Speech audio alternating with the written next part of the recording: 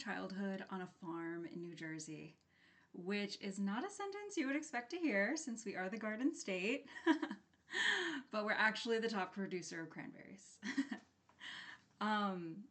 I grew up growing calluses on my feet, running a farm stand from the age of 5 and selling corn in the summer times. And when the fall came around, I sold tickets to hay rides, helped people pick out the biggest pumpkin in the patch, and ate apples straight out of the barrel. When I was 5 and my little sister came along, something else came along too.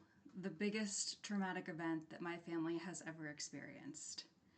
The town that we lived in initiated an eminent domain case against us. And if you're not familiar, it's the Fifth Amendment to the Constitution that says that the government, including law enforcement, can overtake any citizen's private property for public use. Now, my parents ran a business there, my dad's brother ran a business there, and my grandma and aunt, who were both well into their 80s, lived there.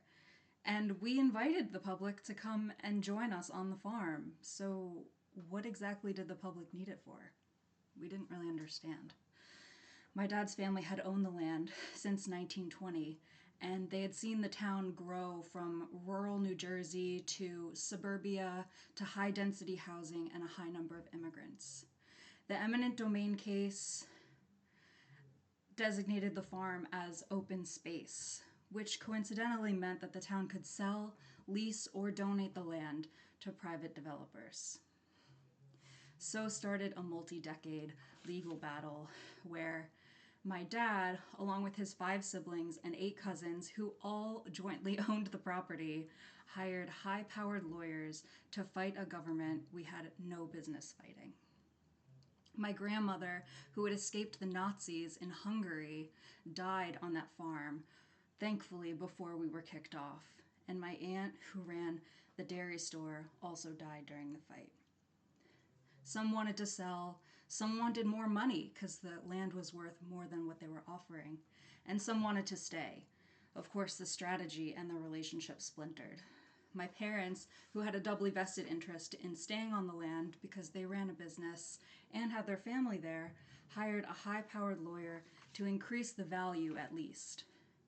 In addition, we went through all of the grassroots channels, organizing with local college students interested in politics, door-to-door campaigns trying to get a petition signed, attending and taping council meetings. My mother even ran for town council and later as an independent to run for mayor. She lost. We lost. And in the fight, we met other families all around the state who had lost their homes to eminent domain too. We uncovered low-level and pervasive corruption in our state.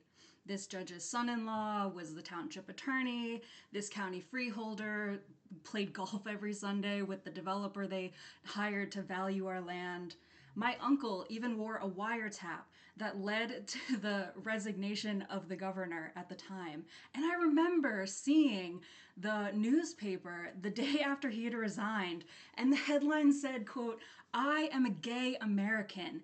Even though he had been busted for corruption related to our case, he said that he stepped down because he liked men? I was double digits then. I was 11, 12, 13, and that's when the nihilism started. How can you really fight back? Spoiler alert, this story does not have a happy ending. We left our farm at SWAT gunpoint. We were homeless and traumatized. And my parents, to their credit, fought to just have a roof over our heads. And when my father, God bless him, tried to move on, he simply couldn't. And you know what they say, hurt people hurt people. And I haven't talked to him in 5 years. My family fell apart. Now the farm is open space. They never did anything with the property. It just sits there in the same town, and I visited. There's a hole in the roof of my childhood house. The land is fallow, and the only time I can visit now is in my dreams.